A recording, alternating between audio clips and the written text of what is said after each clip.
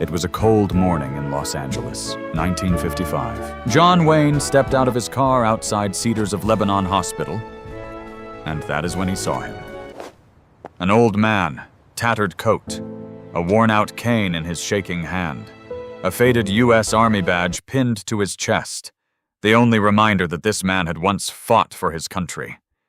He was blind, he was begging, and nobody was stopping. But John Wayne stopped.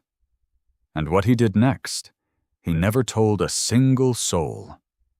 Before we go further into this incredible story, tell us in the comments, where are you watching this from? Drop your city below.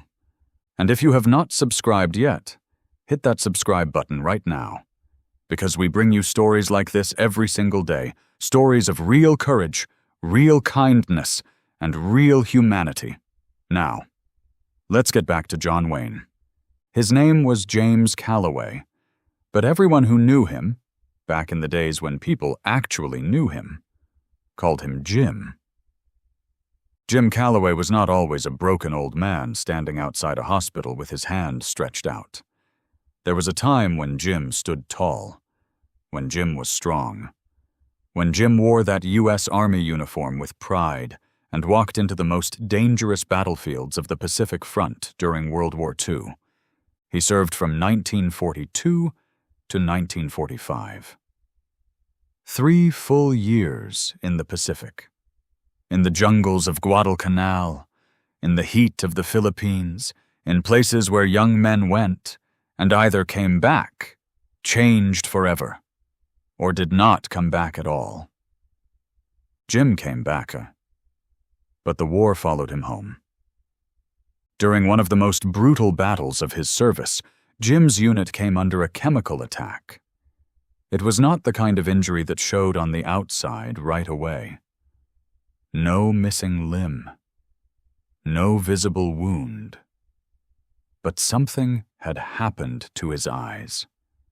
Something slow, something quiet, something that would not reveal its full damage until years later. By 1950, 5 years after the war ended, Jim's vision had started to fade. Slowly at first, then faster. Doctors told him the chemical exposure from the battlefield had caused irreversible damage to his optic nerves. They told him there was a surgery, an expensive surgery, that could possibly restore partial vision, but it would cost nearly $800. In 1955, $800 was not just money. For a man like Jim, $800 was a mountain he could never climb. His wife, Margaret, had passed away in 1951, a heart condition that took her quietly in the night. They had no children. Jim had no family left to turn to. His government pension was barely enough to cover a small room and 1 meal a day. The VA hospital had a long waiting list. Private hospitals wanted money he did not have, so Jim did what no proud veteran should ever have to do. He stood outside a hospital, the very place that could save him, and he begged. Every morning he would come, every morning he would stand there with his cane, his badge, and his dignity still somehow intact, even as the world walked past him without a second glance. People saw the badge. People saw the cane. People kept walking. Until one morning, the right person walked out of the right car. By 1955, John Wayne was the biggest name in Hollywood. He had already made over 100 films. His face was on posters across America. Kids wanted to be him. Men admired him. Women adored him. He was the symbol of the American cowboy. Tough, fearless, loyal. But what most people saw on the screen was only half the story. The real John Wayne, the man behind the roles, carried something with him that very few people knew about. When World War II began, John Wayne desperately wanted to serve. He wanted to fight alongside the men who were giving everything for their country. But a combination of age, a prior shoulder injury, and his studio's refusal to release him from his film contracts. All of it kept him from enlisting. While his closest friends, men like Jimmy Stewart and Clark Gable, put on real uniforms and went to real war, John Wayne stayed in Hollywood and played soldiers on screen. That guilt never left him. For the rest of his life, John Wayne had a deep, personal, almost painful love for veterans. He visited military bases. He spent time with wounded soldiers. He quietly donated to veterans' causes, always without cameras, always without press releases. The men who had actually fought deserved more than applause, in his opinion. They deserved action. On this particular morning in 1955, John Wayne had come to Cedars of Lebanon Hospital to visit an old friend, a director who had suffered a stroke. It was a private visit. No press, no cameras, just John Wayne, his driver, and his manager. He was walking back to his car when he saw Jim Calloway. John Wayne's driver had already opened the car door. But John Wayne did not get in. He stood on the pavement, and he stared at the old man standing near the hospital entrance. The worn coat, the cane, the outstretched hand. And that badge, that faded, proud U.S. Army badge on his chest. "Sir, shall we go?" the driver asked. John Wayne said nothing for a moment. Then, "No, stop the car." He walked over alone. No manager, no driver, just him. He stood in front of Jim and said quietly, "I see that badge, soldier." Jim turned his head toward the voice. He could not see the face. He did not know who was standing in front of him. "Pacific?" John Wayne asked. "Yes, sir," Jim replied. "Guadalcanal, Philippines, 3 years." John Wayne sat down on the steps next to him. Right there, on the hospital steps. No chair, no fuss. "Tell me," he said. And Jim told him everything. He talked about the war, about Margaret, about his eyes going dark slowly, like a candle burning out, about the surgery the doctor said could help, about the $800 he could never gather, about standing here every day because he did not know what else to do. John Wayne listened to every single word. He did not interrupt. He did not check his watch.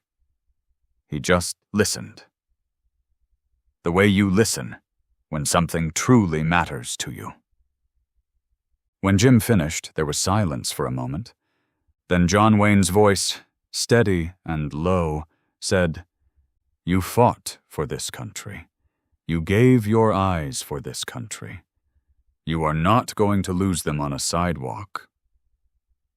Jim did not know what to say. John Wayne stood up, straightened his coat, and looked at his manager who had quietly come to stand nearby. What happened next?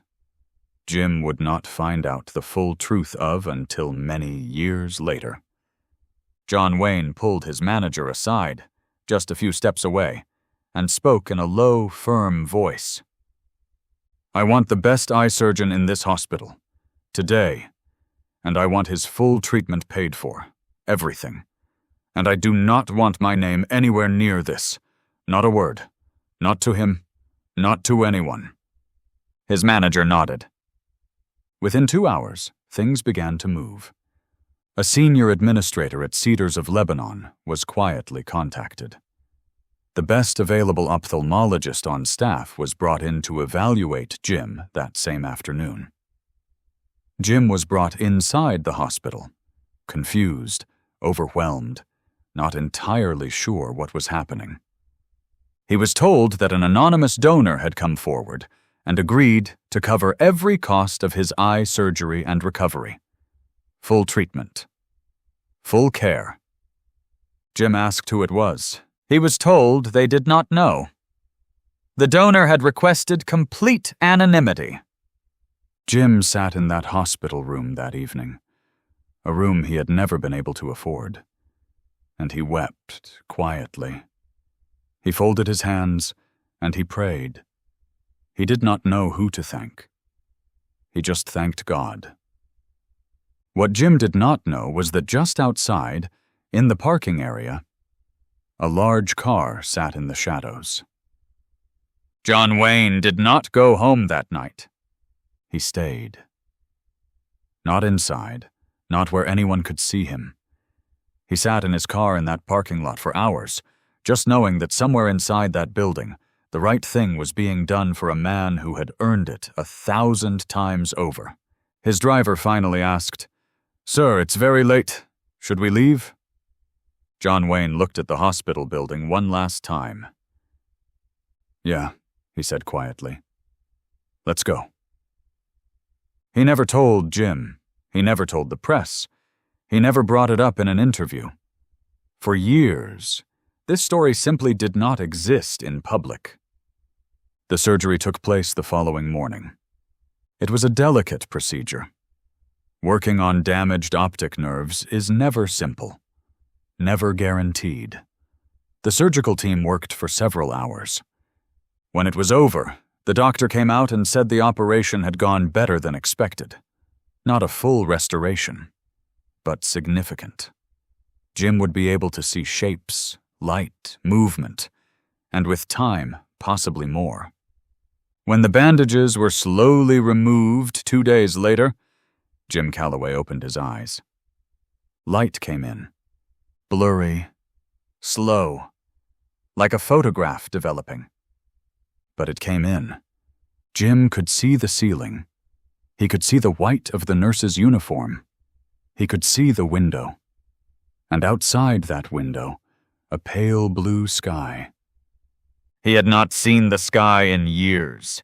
The nurse standing beside him said he did not make a sound for almost a full minute. He just looked. And then his face broke, and he cried like she had never seen a grown man cry before. Through his tears, he asked her, "Who did this? Who paid for this?" She held his hand and said, "We were only told that you deserve it." Jim looked at the ceiling. He whispered something that the nurse could not quite hear, but she said it looked like a thank you. For nearly a decade, nobody knew. The hospital staff who were involved kept their word. John Wayne's team never spoke about it. And Jim Calloway, who spent his remaining years in a small veterans' home with his partial sight restored, told people only that a kind stranger had helped him. He did not know the name. It was not until the mid-1960s that a journalist working on a piece about John Wayne's private charitable work stumbled onto the story. A retired hospital administrator, speaking quietly, off the record at first, mentioned that he remembered a very specific visit, a very specific instruction, a very specific donor. When the journalist finally reached John Wayne and asked him directly about it, John Wayne smiled. He did not confirm it loudly. He did not turn it into a moment. He simply said, "A man who fought for this country deserves to see it." That was all he said. That was all he needed to say. There is something this story teaches us that no Hollywood film ever could. The cameras were not rolling that morning outside Cedars of Lebanon Hospital. There was no audience, there was no applause, there was no publicity team waiting to release a heartwarming story to the press. There was just a man who happened to be famous, and another man who happened to be forgotten, and one of them chose to stop, chose to sit down, chose to listen, and then chose to act. Quietly, completely, without ever asking for credit. John Wayne played heroes his entire career. But on that cold Los Angeles morning in 1955, he did not play one. He was one. The real kind. The quiet kind. The kind that does not need a poster or a premiere or a standing ovation. Jim Calloway got to see the sky again because one person decided that doing the right thing was more important than being seen doing it. That is the kind of person worth remembering. That is the kind of story worth telling. And maybe, just maybe, it is the kind of example worth following. If this story moved you, if it reminded you that real heroes still exist, then please give this video a thumbs up. It truly helps us keep bringing these stories to you. And if you are not subscribed yet, please subscribe right now and turn on the bell notification because we upload stories like this every single day. Stories of courage, stories of kindness, stories that remind us what it means to be human. Now, here is a question for you. In the comments below, tell us, have you ever done something good for someone and never told anyone about it? Or has someone ever helped you when you least expected it? Share your story! You never know who needs to read it today. We will see you in the next video with another story that will stay with you long after it ends. A man who fought for this country deserves to see it. John Wayne, 1955.